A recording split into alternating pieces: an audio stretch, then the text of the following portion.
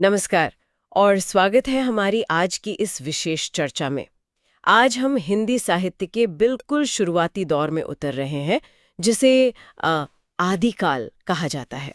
जी, आदिकाल हिंदी साहित्य की जड़ें कह सकते हैं। हाँ, और इसके लिए हम सहारा ले रहे हैं सर जॉर्ज इब्राहिम ग्रियर्सन के एक बहुत महत्वपूर्ण काम का। ग्रियर्सन का काम तो मील का पत्थर है भारतीय भाषाओं के सर्वेक्षण के लिए। बिल्कुल, उनकी किताब है the modern vernacular literature of Hindustan. हम उसके पहले अध्याय पर ध्यान दे रहे हैं, जिससे उन्होंने बार्डिक पीरियड कहा है, मतलब चारण काल। हाँ, चारण काल, समय लगभग 700 ईस्वी से 1300 ईस्वी तक का। हमारे पास ग्रियर्सन के लिखे हुए कुछ अंश हैं। वो उस जमाने के कवियों, उनकी रचनाओं का जिक्र करते हैं। और दिलचस्प बात यह है कि ग्रियर्सन खुद भी पूरी तरह से मतलब पुराने स्रोतों पर निर्भर थे। हाँ, जैसे कर्नल टॉड या शिव सिंह सरोज जी। तो चलिए इसी के सहारे एक सफर पर निकलते हैं, देखते हैं कि इन शुरुआती कवियों की तस्वीर कैसी उभरती है और किन पहेलियों से हमें जूझना पड़ता है। बिल्कुल, ये एक तरह की गहन पड़ताल होगी इन अनिश्चितताओं की। सही कहा। तो शुरुआत करते हैं सबसे पहले कवि जिनका ग्रियर्सन जिक्र करते हैं, पुष्य कवि। पुष्य कवि, हाँ। शिव सिंह सरोज के मुताबिक ये 713 ईस्वी के आसपास हुए। और सरोज ने उन्हें क्या कहा? देसी भाषा की जड़। हाँ, देसी भाषा की जड़, मतलब शायद हिंदी या उसकी शुरुआती रूप में लिखने वाले पहले कवियों में से एक। लेकिन यहीं से मामला थोड़ा उलझा हुआ है ना? हाँ, ग्रियर्सन खुद ही पक्के तौर पर नहीं कह पाते नाम पुष्य था, पुष्प था या पुंड। सोचिए, सबसे पहले माने जाने वाले कवि का नाम ही पक्का नहीं। ये दिखाता है कि शुरुआती इतिहास कितना खंडित है, हम बाद के संग्रहकर्ताओं पर कितने निर्भर हैं। और ग्रियर्सन ये भी बताते हैं कि सरोज ने कहा कि पुष्य ने संस्कृत और भाखा यानी देसी भाषा दोनों में लिखा। लेकिन इसकी पुष्टि? वही तो, ग्रियर्सन को कर्नल टॉड के राजस्थान में भी पुष्य का जिक्र मिला। अच्छा। पर टॉड ने ये नहीं बताया कि पुष्य ने लिखा किस भाषा में था। तो मतलब बात वहीं की वहीं रह गई, पुष्टि नहीं हुई। बिल्कुल, ये सत्यापन की समस्या है, वेरिफिकेशन। एक स्रोत कुछ कहता है, दूसरा चुप है या अधूरी बात कहता है। और ग्रियर्सन ईमानदारी से ये दर्ज करते हैं, ये नहीं कहते कि यही सच है। जी, वो बताते हैं कि ये जानकारी है और इसमें ये दिक्कतें हैं। यही उनके काम को विश्वसनीय बनाता है। ये स्रोतों पर निर्भरता वाली बात आगे भी दिखती है। अगले कवि हैं खुमान सिंह। खुमान सिंह, चित्तौड़ के राजा। हाँ, लगभग 830 ईस्वी। हाँ, उनके सम्मान में लिखा गया खुमान रासो। रासो काव्य, इस काल की पहचान, अक्सर वीर गाथाएं। जी, मेवाड़ का प्राचीन काव्य इतिहास। लेकिन इसमें भी एक पेंच है। क्या? इस रासो में जो 9वीं सदी के लाजा के बारे में है, बाद की घटनाओं का जिक्र है। जैसे अलाउद्दीन खिलजी का चित्तौड़ पर हमला, वो तो 13वीं सदी में हुआ। ओहो, तो इसका मतलब इसमें बाद में चीजें जोड़ी गईं? बहुत संभव है। यहीं पांडुलिपियों की डेटिंग का मसला आता है। हाँ, कि ये लिखी कब गई। ग्रियर्सन का अंदाजा है कि जो प्रतियां आज मिलती हैं वो शायद 16वीं सदी या उसके बाद की किसी बोली में है। मूल भाषा से बहुत अलग। हाँ, तो मूल रचना क्या थी और बाद में कितना जोड़ा या बदला गया, ये पता लगाना बहुत मुश्किल है। जैसे किसी पुरानी इमारत में बाद के जोड़ हों। बिल्कुल। ये विश्लेषण को जटिल बना देता है। सही कहा। और कभी कभी तो रचनाएं मिलती ही नहीं, बस जिक्र मिलता है, जैसे केदार कवि। हाँ, लगभग 1150 ईस्वी, अलाउद्दीन गोरी के दरबार से जुड़े थे, ऐसा शिव सिंह सरोज कहते हैं। ग्रियर्सन इनके बारे में लिखते हुए थोड़ी उम्मीद, थोड़ी निराशा दिखाते हैं। कैसे? वो कहते हैं अगर इनकी रचनाएं मिल जाती तो शायद देसी भाषा के सबसे पुराने नमूने होते। अनमोल खजाना होता वो तो। लेकिन उन्हें डर है कि ये शायद खो चुकी हैं हमेशा के लिए।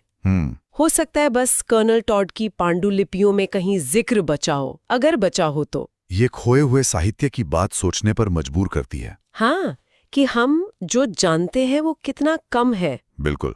न जाने कितने कवि, कितनी रचनाएं समय की धूल में खो गईं। हमारी समझ तो बस बचे कुचे टुकड़ों पर टिकी है।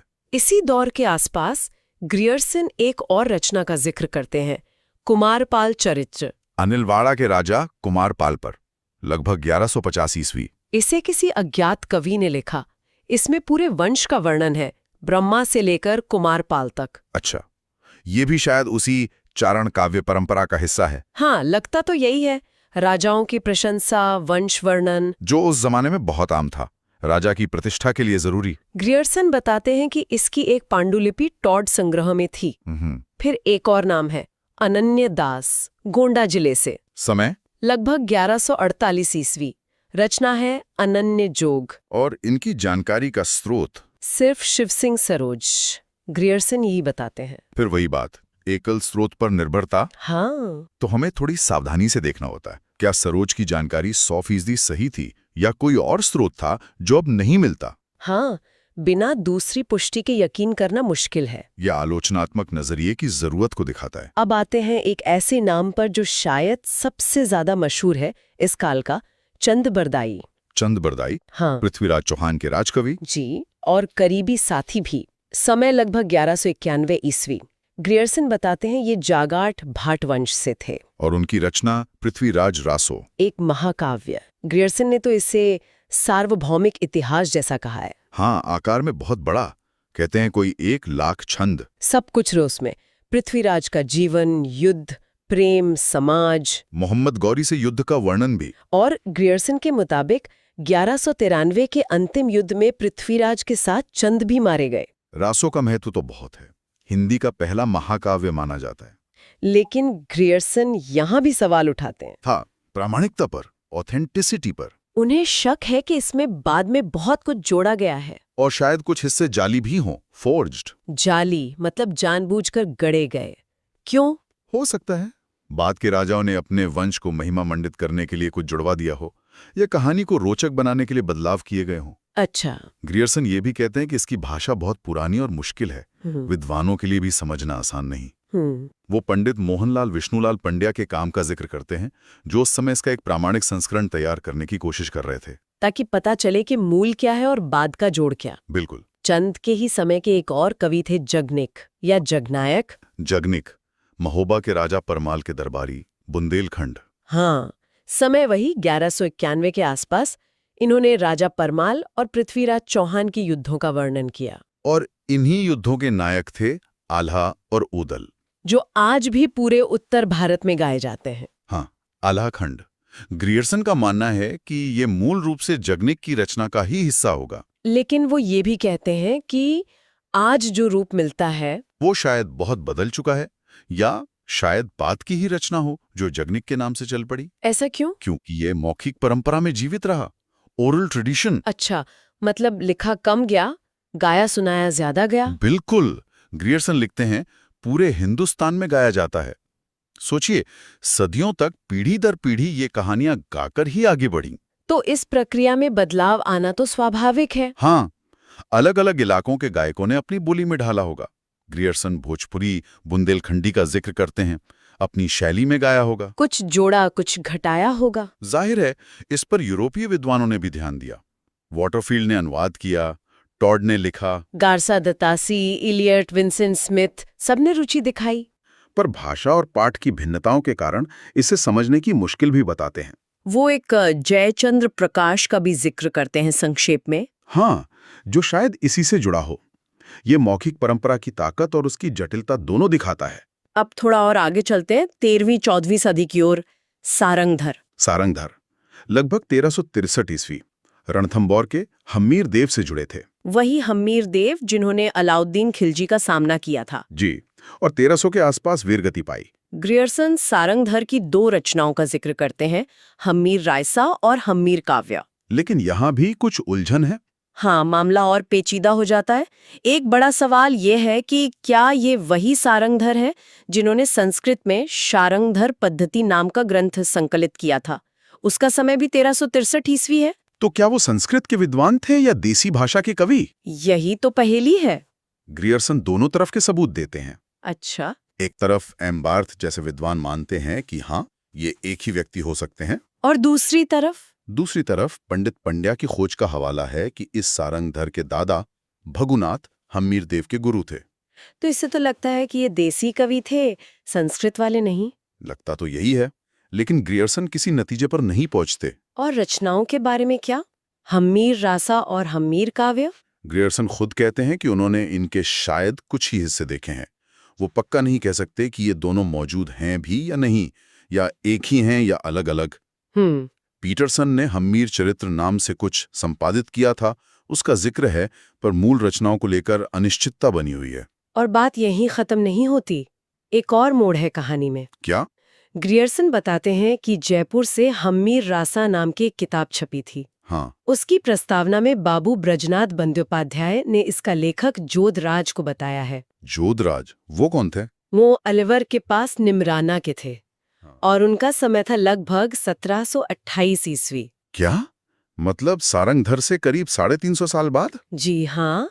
देखिए, ये बिल्कुल साफ दिखाता है कि लेखक कौन था, रचना कब लिखी गई, ये तय करना कितना मुश्किल हो सकता है। हाँ, एक ही रचना के लेखक के बारे में सदियों बाद इतने अलग दावे। ये साहित्यिक इतिहास की खोजबीन की प्रक्रिया को दिखाता है।